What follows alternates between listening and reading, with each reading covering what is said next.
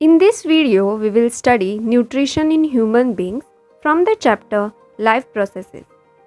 Nutrition in human beings. The alimentary canal is basically a long tube extending from the mouth to the anus. In figure, we can see that the tube has different parts. Various regions are specialized to perform different functions. What happens to the food once it enters our body? We shall discuss this process here. We eat various types of food which has to pass through the same digestive tract. Naturally, the food has to be processed to generate particles which are small and of the same texture. This is achieved by crushing the food with our teeth. Since the lining of the canal is soft, the food is also wetted to make its passage smooth. When we eat something we like, our mouth waters. This is actually not only water but a fluid called saliva secreted by the salivary glands. The food is wetted with the help of saliva. Another aspect of the food we ingest is its complex nature. If it is to be absorbed from the alimentary canal, it has to be broken into smaller molecules. This is done with the help of biological catalysts called enzymes. The saliva contains an enzyme called salivary amylase that breaks down starch, which is a complex molecule, to give simple sugar. The food is mixed thoroughly with saliva and moved around the mouth while chewing by the muscular tongue. It is necessary to move the food in a regulated manner along the digestive tube so that it can be processed properly in each part.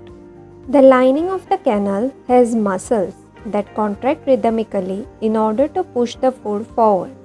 These peristaltic movements occur all along the gut. From the mouth, the food is taken to the stomach through the food pipe or esophagus. The stomach is a large organ which expands when food enters it. The muscular walls of the stomach help in mixing the food thoroughly with more digestive juices. The digestion in stomach is taken care of by the gastric glands present in the wall of the stomach. These release hydrochloric acid, a protein digesting enzyme called pepsin, and mucus. The hydrochloric acid creates an acidic medium which facilitates the action of the enzyme pepsin.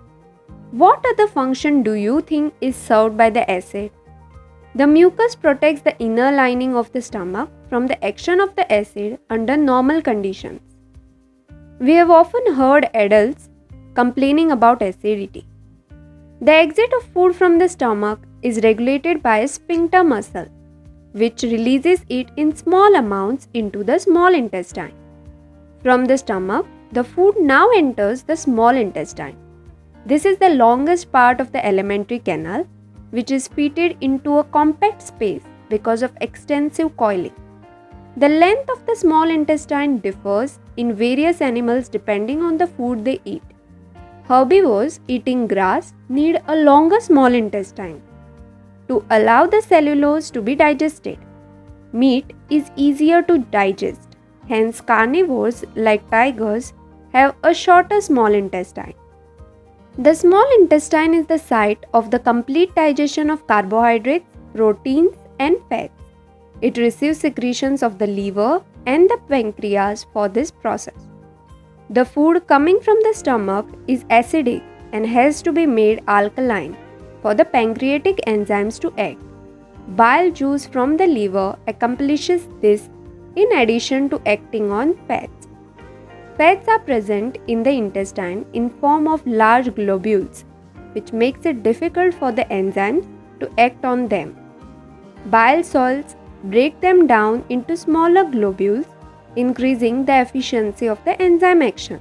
The pancreas secretes pancreatic juice, which contains enzymes like trypsin for digesting proteins and lipase for breaking down emulsified fats. The walls of the small intestine contain glands which secrete intestinal juice. The enzymes present in it finally convert the proteins to amino acids, complex carbohydrates into glucose, and fats into fatty acids and glycerol. The digested food is taken up by the walls of the intestine. The inner lining of the small intestine has numerous finger-like projections called villi. which increase the surface area for absorption.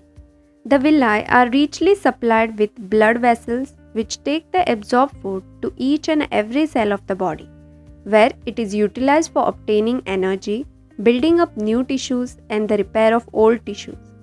The unabsorbed food is sent into large intestine, where its walls absorb more water from this material. The rest of the material is removed from the body via anus.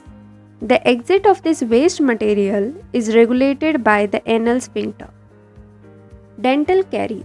Dental caries or tooth decay causes gradual softening of enamel and dentine. It begins when bacteria acting on sugars produce acids that softens or demineralizes the enamel. Masses of bacterial cells together with food particles stick to the teeth to form dental plaque.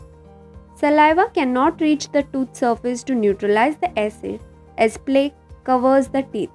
Brushing the teeth after eating removes the plaque before the bacteria produce acid. If untreated, microorganisms can invade the pulp, causing inflammation and infection. With this, we have completed the nutrition in human beings.